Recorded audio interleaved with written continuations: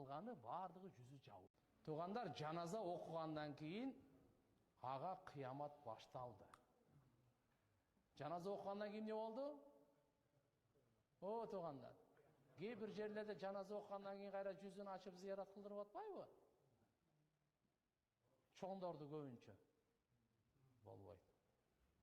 Жаназа оқылды, бүтті. Жүз ашылбаш керек. Қабырға қойғанда да. Қабырға қойғанда да. Жүзін ашпағыла. Түйіп қойып елек, түйіндерді чечіп қойысыңар.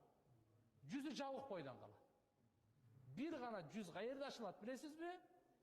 Қачан ким ихрам байлап алып, дүниеден өтіп кетсе, ошоның жүзі жауылбайды. Анткени ихрамда еркектерге баш киім кийсе болбойды. Ихрам байлаганда ажылыктыкы болсын, умраныкы болсын, айырмасы жоқ. Лаббайк айтып ниет кылдыңыз ба? Ошол ихрамдан чыккычакты кейбір адамдар дүниеден өтіп кетеді. Ошон үчүн ажылыкта кейбір адамдарды көрөсүздөр, жаназа окуп атканда жүзү ачык, кейбирлери жүзү жабык. Жүзү ачыктар ошо ихрамда өткөндөр. Буга пайгамбар саллаллаху алейхи ва саллям айткан. Бу хадис бу. Ким ихрамда өтсө, анын жүзү ашы ихрамда өттү да, жабылбайт. Кыямат күнү лаббайк айтып турат экен да бул. Калганы бардыгы жүзү жабылып.